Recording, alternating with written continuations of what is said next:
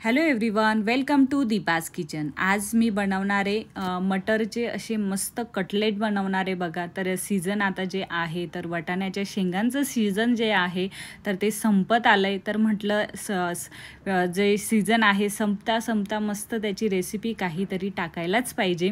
तर इथे मी सगळे मटर जे आहे तर शेंगा त्या छान अशा साफ करून घेतल्यात, त्याच्यातले दाणे काढून घेतलेत। त्याच्यानंतर कमी गॅसवर त्याला चांगलं भाजून घ्यायचे आणि भाजल्याच्या नंतर त्याला थोडंसं थंड होण्यासाठी साईडने ठेवून द्यायचे। इथे एका मिक्सरमध्ये मी हिरव्या मिरच्या घेतल्यात 3, लसणाच्या पाकळ्या घेतल्यात 5 ते 6 आणि अद्रकचा छोटासा तुकडा घेतलाय आणि 1 चम्मच इथे मी जिरं टाकलंय। याला चांगलं बारीक करून घ्यायचे। हिरवी मिरची तुम्ही तुमच्या मुलांच्या आवडीनुसार टाकू शकता। त्यांना तिखट आवडत नसेल तर तुम्ही नाही टाकलं तरी चालेल, पण इथे जर तुम्ही मोठ्यांसाठी किंवा तुमचा मुलगा तिखट खात असेल तर तुम्ही थोडी हिरवी मिरची टाकू शकता।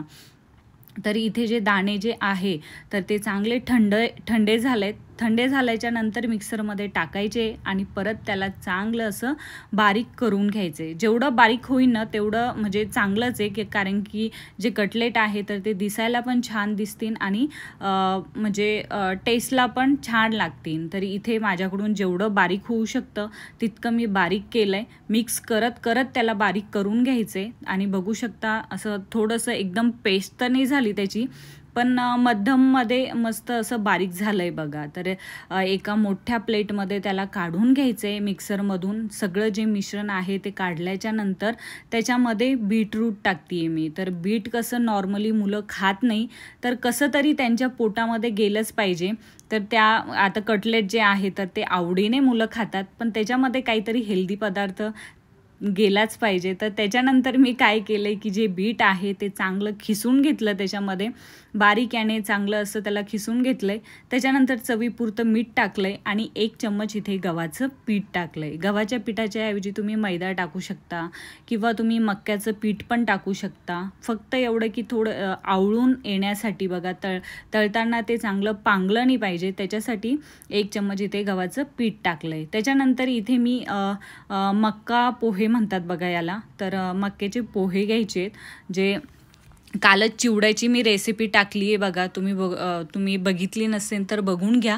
कालच मी चिवड्याची रेसिपी टाकली आहे आणि त्याच्यातले थोडे मक्का पोहे उरले होते, तर त्यालाच मी चांगलं बारीक करून घेतलंय आणि साईडने ठेवून दिलंय। इथे मी एका प्लेटमध्ये 1 चम्मच गव्हाचं पीठ घेतलंय आणि त्याच्यामध्ये 4 चम्मच इथे पाणी टाकलंय आणि त्याला चांगलं मिक्स करून घ्यायचंय। मिक्स केल्याच्या नंतर जे मिश्रण आहे ना म्हणजे मटरच्या दाण्यांचं जे मिश्रण आपण बारीक करून ठेवलं होतं, तर त्याला छान असं गोल आकारामध्ये त्याचा गोळा बनवायचा आहे छोटा। त्याच्यानंतर त्याला वाटीसारखं शेप द्यायचं आहे आणि त्याच्यामध्ये आवडीनुसार चीज टाकायचे। जे तुम्हाला चीज आवडतं, जे तुमच्या मुलांना चीज आवडते ते तुम्ही टाकू शकता। मस्त असं त्याला चांगलं असं कवर करून घ्यायचं आहे आणि गोळा छान असा गोल बनवून घ्यायचा आहे, एकदम असा मस्त।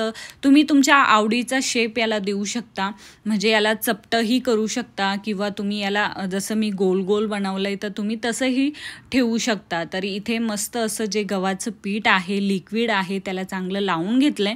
त्याच्यानंतर जे मक्का पोहे आहे त्याला बारीक करून घेतल्याच्या नंतर त्याला पण चांगलं त्या गोळ्याला लावून घ्यायचे, म्हणजे एकदम मी म्हणजे काय सांगते, एवढं क्रिस्पी झालं होतं ना, ते खूप क्रिस्पी लागत होतं।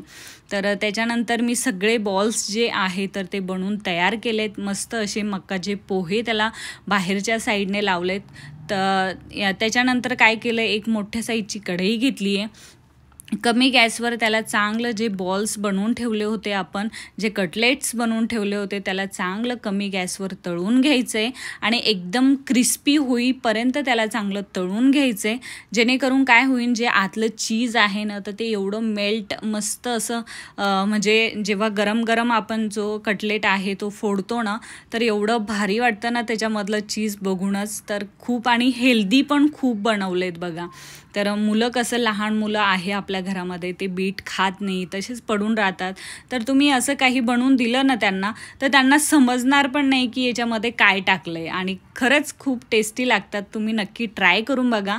आता मटरचं जे सीझन आहे तर ते संपत आलं आहे, तर तुम्ही नक्की एकदा आणून करून बघा. तुम्ही बघू शकता किती छान वरतून एकदम क्रिस्पी आणि आतून एकदम सॉफ्ट असे मस्त कटलेट जे आहे तर ते बनून तयार झालेत बघा.